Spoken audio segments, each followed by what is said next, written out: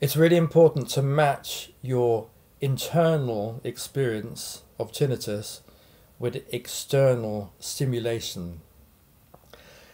If you're really struggling with tinnitus and it's really grabbing your attention, it's going to be quite hard to sit in a meditation cushion for an hour and focus. You're going to need probably quite a lot stronger stimulation to take your mind off the ringing.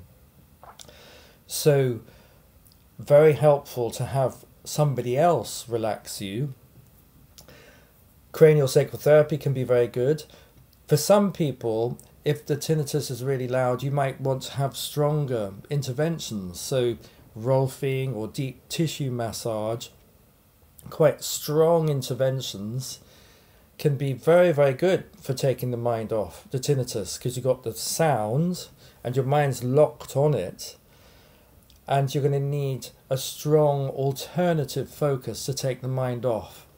So stronger hands-on therapies can be very, very helpful. Rolfing or deep tissue massage. Cranial sacral therapy can help anybody anyway, but if you try cranial work and it doesn't cut the mustard for you, then try something stronger.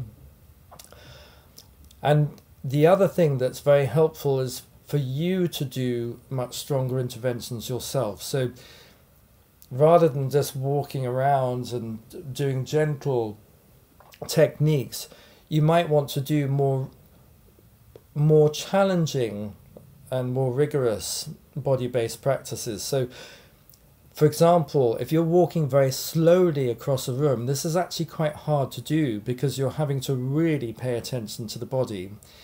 And if you give yourself a good chunk of time for doing quite full-on body stuff, slow movement, or getting into the cobra position where you're lying face down, lifting up and breathing, stretching all the way down the front of the body, it's impossible to focus on your tinnitus because it's a strong body sensation that's going to grab you back into your immediate present time awareness. People spend thousands of pounds on maskers to take the focus off tinnitus, and that can be very helpful. Don't forget that the best masker you've got is your body, because learning to shift the focus into the body is a very real alternative to listening to your tinnitus. You do have a body, you can feel it, and the more grounded you get, the more in touch with this felt sense you can get. Some people are very dissociated and spaced out and disconnected from the body. So it can be a bit of a journey to reconnect and feel your way back inside.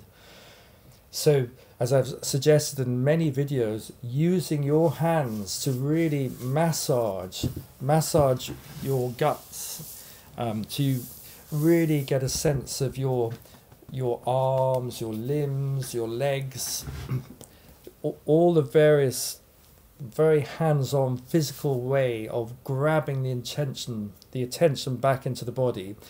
This is very, very helpful. If you're dissociated and spaced out, you may contact the body and feel it and then bounce back out again. And there may be a movement in and out for a period of time, but eventually with body practice and hands-on work, hands-on therapy, you can start to inhabit the body more and more. So you just generally hang out and live inside the skin bag of experience. If you're very spaced out, connecting with the body, you can get reactions, you can get things coming up, flutterings, all sorts of things happening, and it's very good to get the support of your therapist around that. But generally, it's a very, very healthy direction. You know, one of the best ways to deal with tinnitus is the way out of tinnitus is actually this way, straight down. And your body is your best ally. It's the best alternative. It's the best place to focus on and to really nurture and look after.